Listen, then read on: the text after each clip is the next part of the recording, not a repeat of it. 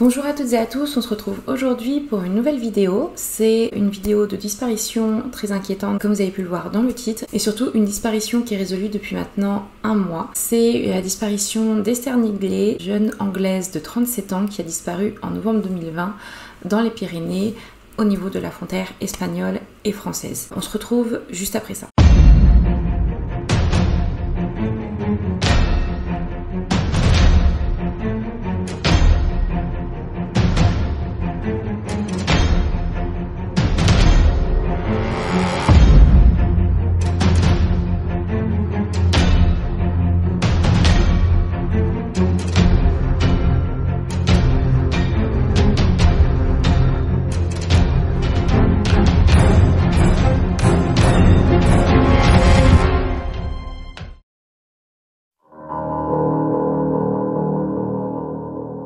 Esther, c'est une jeune femme de 37 ans au moment de sa disparition. C'est une femme blonde avec des cheveux longs, qui a tout le temps le sourire. C'est une femme qui a vraiment beaucoup de joie de vivre et surtout une femme très sportive et qui aime la randonnée, le vélo et surtout les activités en plein air. Comme vous allez le voir tout au long de ma vidéo. C'est une personnalité qui a l'air très pétillante. Elle est en couple depuis 19 ans avec Dan Collegate. Dan qui est son compagnon depuis qu'ils sont à l'université d'Oxford ensemble. Ils sont sortis ensemble en 2002 et depuis ils ne se sont jamais quittés. C'est vraiment Esther qui a donné ce goût à Dan d'aller faire des randonnées, d'explorer le monde extérieur. Après l'université, ils ont commencé une vie tout à fait, on va dire, classique, le schéma de vie classique. On se prend une petite maison, on se prend un chien et on va travailler comme tout le monde et essayer de progresser dans sa carrière professionnelle. Ils ont tous les deux été diplômés, donc elle d'un master, lui d'un doctorat. Alors je ne sais pas dans quel domaine, j'ai pas réussi à le trouver puis c'est pas vraiment important dans la suite de cette histoire. En tout cas, ils n'étaient pas heureux dans leur travail et dans leur train de vie. Ils ne se retrouvaient pas eux dans cette manière de vivre. Ils n'étaient pas vraiment au top de leur forme au niveau psychologique et au niveau aussi de la santé. Ils commençaient déjà à réfléchir à une transition de vie et à changer un peu leur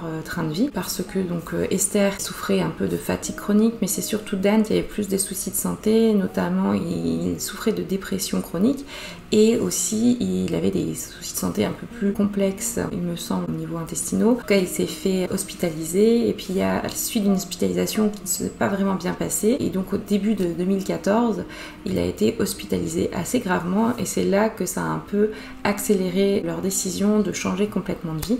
Ils avaient d'ailleurs prévu de se marier en février 2014 et en février 2014, finalement, Dan n'avait pas la condition physique pour se marier.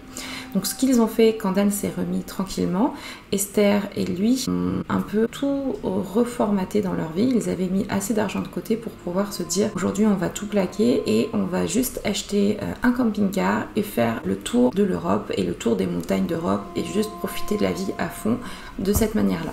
C'est là-dessus qu'ils se sont trouvés, les deux étaient complètement sur la même longueur d'onde. Ils ont décidé de partir, donc ils ont eu un premier camping-car, ils en étaient au deuxième au moment de la disparition d'Esther. Ils avaient leur chienne avec qui ils voulaient voyager et la chienne a eu 4 chiots. Ils avaient leurs 5 chiens avec eux pendant leur voyage en camping-car. Ils ont un blog qui s'appelle Dan et Esther, ou Esther and Dan, je sais plus.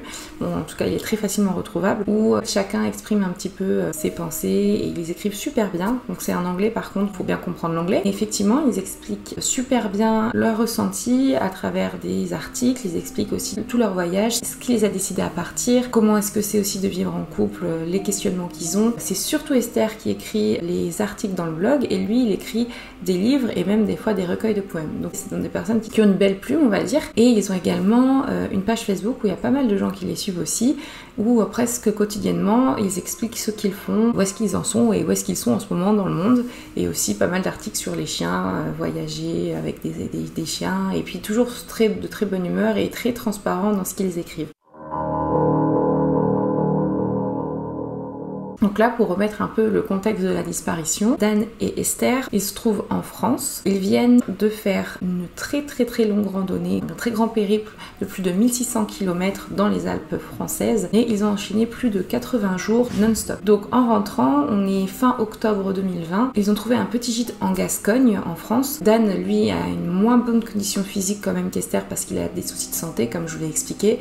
Donc lui a décidé de rester tranquille dans le gîte, de se reposer, on va dire, de manière un peu plus confortable que dans un camping-car. Ce qu'ils ont l'habitude de faire, c'est comme ils sont H24 ensemble, même s'ils s'aiment beaucoup ou quoi que ce soit, 80 jours non-stop, ils se voient presque que eux deux tout le temps. On a quand même besoin de son espace et ils se sont dit on va se donner 2 semaines pour faire ce qu'on a envie. Donc lui il voulait se reposer, être tranquille, et elle s'est dit moi je vais aller faire une petite randonnée en solo dans les Pyrénées, toujours très sportive. Donc elle avait décidé de descendre dans les Pyrénées et de se faire une randonnée autour du pic de la Sauvegarde. On se retrouve du coup le 16 novembre à Benasque, c'est un petit village espagnol. Elle a décidé de rester ici avec son camping-car parce qu'elle avait un petit peu peur. Il me semble qu'à ce moment-là, c'était, je sais plus à combien de confinements en été, mais en tout cas il y avait le début d'un autre confinement en France et elle avait peur d'être coincée, donc elle s'est mise du côté frontière espagnole pour commencer son périple. Donc elle commence le 18-19 novembre à faire une petite randonnée et en fait il se trouve que comme on est en novembre dans les Pyrénées et qu'on commence à grimper assez haut, il y a quand même pas mal de neige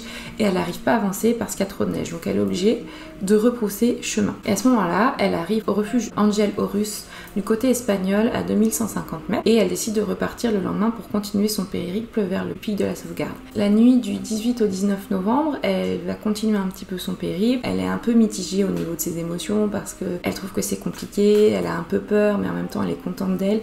Et puis elle a l'habitude de dormir à des endroits vraiment avec le strict minimum parce qu'elle est très bien équipée et donc elle nous poste des photos un petit peu de où est-ce qu'elle est. Et là on a une photo par exemple de où est-ce qu'elle a dormi cette nuit-là. Personnellement, voilà, il faut assez de courage pour être seule et dormir ici, je trouve. Ensuite, elle continue à descendre et là, elle rencontre quelqu'un. Elle rencontre un autre randonneur, on connaîtra ensuite par la suite parce qu'il a été interrogé dans le cadre de la disparition. Le randonneur lui propose de l'accompagner en voiture et de l'amener à un endroit où elle pourra continuer son périple plus facilement. C'est ce qu'elle explique. Donc, toujours dans les articles qu'elle poste, parce qu'elle les poste quotidiennement sur Facebook, je vais vous les mettre ici. Et donc, elle part avec 7 inconnus à ce moment-là et il l'accompagne à un endroit précis. En tout cas, ce qu'on sait, c'est qu'elle commence à monter vers le pic de la Sauvegarde. D'ailleurs, elle croise plusieurs personnes. Il y a une photo assez connue, on va dire, dans le cadre de cette disparition, parce que c'est une photo qui est prise par une personne, on ne sait pas qui d'ailleurs, qui a pris cette photo, on ne l'a pas retrouvée, et c'est effectivement une photo d'Esther qui est prise. Et le 22 novembre, quand elle arrive au pic de la Sauvegarde, elle appelle Dan vers 16h. Elle lui envoie des WhatsApp et aussi ils ont 90 secondes de moments où ils peuvent s'appeler en visio, où elle lui dit elle est contente qu'il prenne du temps pour lui et qu'elle l'aime et tout ça, et donc tout va bien dans le meilleur des mondes. Elle lui dit aussi j'ai prévu de dormir en refuge qui s'appelle le refuge de Benasque qui est à côté, et ensuite je vais faire la petite boucle. Elle lui dit un petit peu son périple, ce qu'elle a prévu, et ensuite elle raccroche. Et à partir de ce moment-là, Dan n'a jamais plus eu aucune nouvelle. Il s'inquiète pas au départ parce qu'il savait que voilà, en montagne on capte pas tout le temps, et au niveau du refuge il était pas sûr qu'elle puisse capter quelque chose. Donc il s'est dit elle va dormir au niveau du refuge et puis ensuite elle va continuer son petit tour, son petite boucle comme je vous montre ici. Elle était censée revenir le 25 novembre en Gascogne pour retrouver Dan. Donc le 25 arrive et malheureusement elle ne revient pas et il s'inquiète énormément parce qu'elle n'a aucune nouvelle, elle ne lui a pas envoyé de message avant de prendre la route. Il s'inquiète et il déclare sa compagne comme étant disparue au niveau de la police française mais également au niveau de la police espagnole. Heureusement, les policiers vont prendre cette information très au sérieux dès le départ et vont commencer dès le début à faire des recherches très poussées, notamment avec hélicoptères, avec drones et avec des patrouilles sur place. Et du côté français, il y a également une information judiciaire qui est ouverte pour explorer les autres pistes potentielles, parce que même si la première piste à laquelle on pourrait penser c'est la piste accidentelle, il y a quand même quelques petites choses suspectes qui pourraient penser qu'il y ait peut-être l'intervention d'une tierce personne. Là on se retrouve en décembre, malheureusement les recherches sont assez rapidement arrêtées parce qu'il commence à faire très froid et surtout les conditions climatiques ne vont pas vraiment les aider parce qu'il va y avoir énormément de chutes de neige et ça va être impossible de retrouver des informations ou des indices à ce moment-là ou potentiellement même une trace d'Esther. Je suis cette disparition depuis vraiment le début, je suis tombée dessus en novembre, donc vraiment ça veut faire une semaine qu'Esther avait disparu. Dan poste énormément de mises à jour sur cette page Facebook, notamment au niveau des recherches, s'il y a des nouvelles informations et aussi, comme il a toujours fait, de ses pensées les plus profondes. Et lui, sa pensée la plus profonde, c'est qu'il y a l'intervention d'une tierce personne. Pourquoi est-ce qu'il dit ça? Parce que Esther est vraiment une randonneuse professionnelle, on va dire, très confirmée. Elle avait tout le matériel nécessaire, le portable qui faisait qu'elle était tout le temps en contact avec la famille et surtout Dan. Lui, il a aussi fait les recherches auprès des gendarmes, évidemment, parce qu'il a l'habitude aussi, c'est un randonneur expérimenté. Il a refait le même trajet que sa compagne. Il s'est dit c'est impossible qu'il lui soit arrivé quelque chose ici en accident, parce que c'est quand même assez facile, c'est accessible et c'est vrai que c'est un sentier, comme il le disait en tout cas sur sa page Facebook, qui est accessible même à des familles en été. Donc il s'est dit c'est pas possible, il y a eu quelque chose qui s'est passé et il y a quelque chose qui nous a tous mis la puce à l'oreille entre guillemets, une information qui est sortie en décembre 2020, même tout début décembre, il me semble que c'est le 3 décembre, mais je vais le mettre ici, une personne qui habite côté Bénasque, donc à l'endroit où le camping-car est encore stationné et qui est passée devant le camping-car. Donc elle connaît bien l'histoire parce qu'à Bénasque, ils connaissent tous l'histoire de la Britannique qui a disparu. Elle a aperçu, lorsqu'elle promenait son chien, de la lumière dans le camping-car. Elle a pris une photo et elle disait apercevoir une silhouette couchée qui lui faisait pas face, donc elle voyait son dos. Et donc elle a alerté la police espagnole directement, la Guardia Civile, et ils n'ont pas pris cette information au sérieux.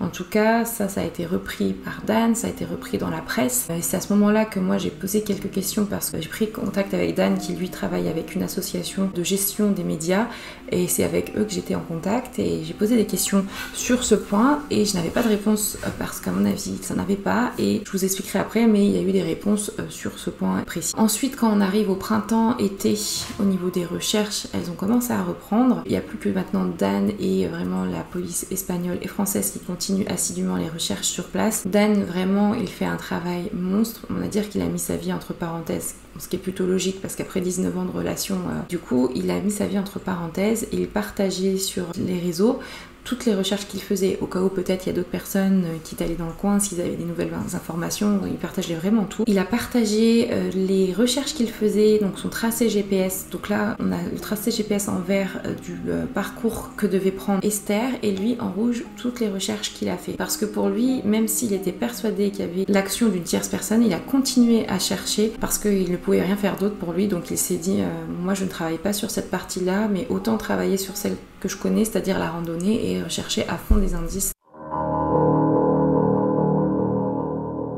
Et donc on arrive aux théories qui ont émergé. Là on était en juin-juillet encore, aucune nouvelle information. Et les théories qui ont émergé de tout ça, il y en a eu 3 principales.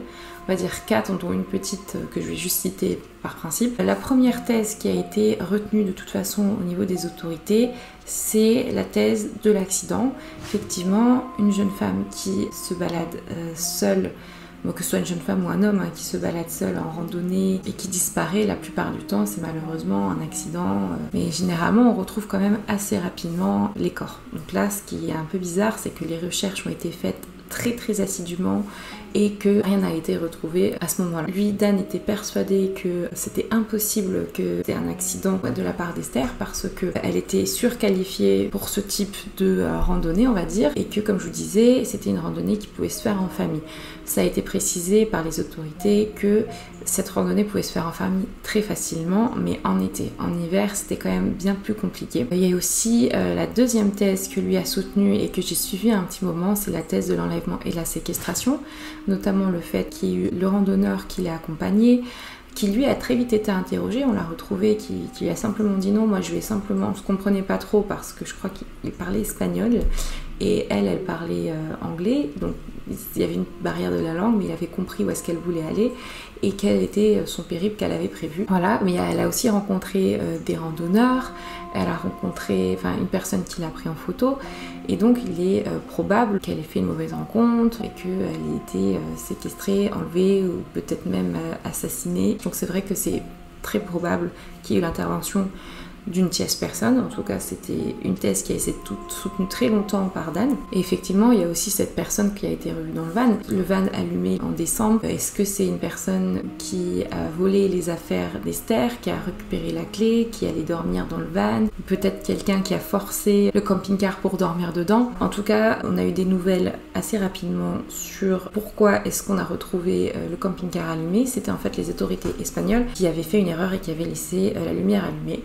Et pour éviter toute spéculation autour, ils ont ensuite récupéré le camping-car et ils l'ont mis en fourrière, comme ça ils pouvaient faire leur investigation plus tranquillement. Et il y a aussi l'attaque d'animaux sauvages. Alors pourquoi est-ce qu'on en parle et pourquoi ça a été très longuement évoqué? C'est parce que le 17 novembre, Esther a posté une photo d'une patte, d'une empreinte d'animal, et elle pensait que c'était un ours, et c'est vrai qu'on aurait pu penser que c'était un ours. Parce que je vous mets les deux photos à côté, celle d'un ours confirmé et son empreinte.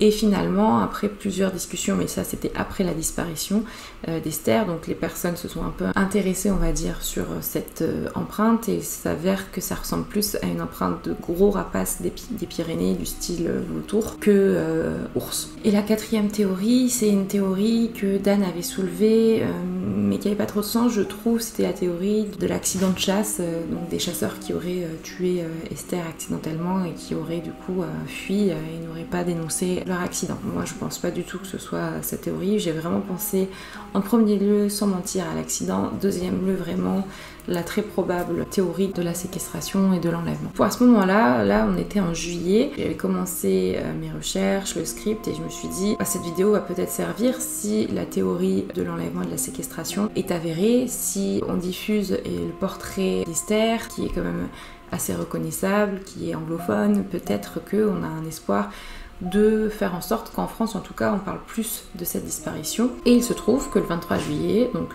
juste avant mes vacances, des randonneurs dans le coin du port de la Glérée, donc un endroit où devait passer Esther initialement, ils ont retrouvé une partie d'un crâne humain. Ils ont tout de suite pensé à Esther parce qu'il y avait encore des cheveux sur le crâne de la même couleur et longueur que ceux d'Esther. En plus de ça, donc évidemment, il y a un test ADN qui a été fait, mais le temps du résultat, on s'est vraiment dit, on va dire qu'il n'y a que Esther qui a été portée disparue et qui n'a pas été retrouvée dans le coin.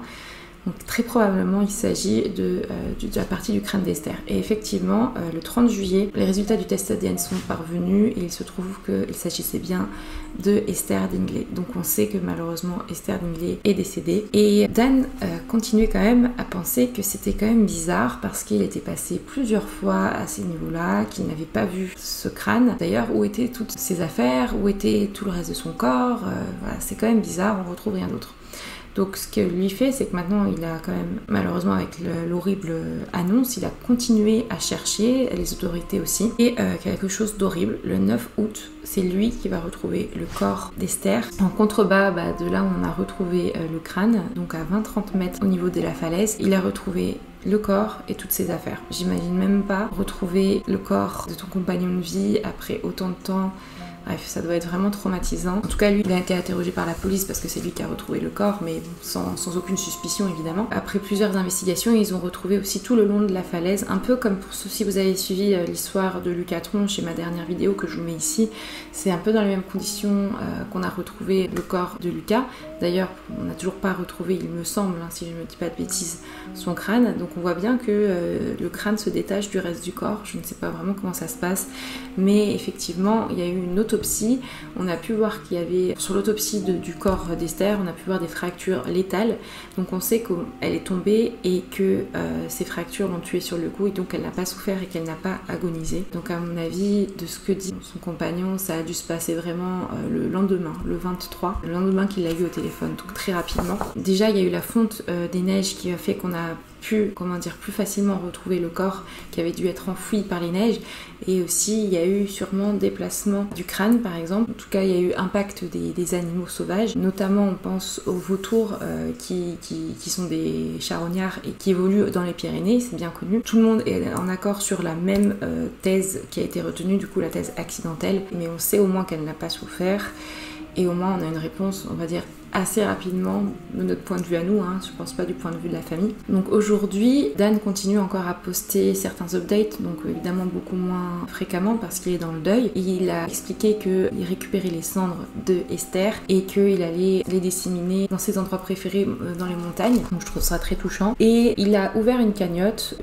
pas pour des fleurs ou quoi que ce soit, une cagnotte pour du coup aider l'association que soutenait souvent Esther, qui est une association en aide pour les aveugles, que je vous mets ici au cas où, si vous avez envie d'aller aider via la cagnotte qu'il a mis en place, n'hésitez pas. Si cette histoire vous a touché et si vous avez envie de faire peut-être un geste, si vous n'avez pas la possibilité de le faire, il a également proposé de laisser un message au niveau de la cagnotte sans pour autant spécialement donner. C'est des messages qu'il a prévu de lire en tout cas à Esther dans un futur assez proche. C'est là qu'on est aujourd'hui, malheureusement. On a un dénouement assez tragique à cette histoire, mais on va dire c'est la théorie qui était la plus probable. C'est une vidéo un peu plus courte que d'habitude parce qu'on n'a pas beaucoup d'éléments et que c'était pas très connu en France. La seule manière dont je peux aider aujourd'hui, c'est simplement de vous dire d'aller soutenir la collecte de fonds ou simplement laisser un petit message qui sera lu par Dan à Esther qui est malheureusement décédée décédée tragiquement à 37 ans. Je vous remercie d'avoir suivi ma vidéo. La prochaine vidéo qui va sortir, je croise les doigts, dans 2 semaines, on sait jamais parce que j'ai quand même pas mal de travail, et c'est une vidéo qui portera sur 2 disparitions, des disparitions de personnes dont je suis en contact avec les familles. Donc je reviendrai rapidement avec ces disparitions là, et ensuite une grosse vidéo d'enquête criminelle qui m'a particulièrement perturbée ces dernières années. Je vous remercie d'être toujours plus nombreux et de me suivre, et je remercie également la chaîne de Satsujin qui m'a donné un petit coup de pouce dans sa vidéo. Je vous conseille du coup d'aller voir la vidéo et pourquoi pas de vous abonner à sa chaîne si elle vous plaît. En tout cas, on se retrouve très bientôt et merci d'avoir suivi cette vidéo. À bientôt.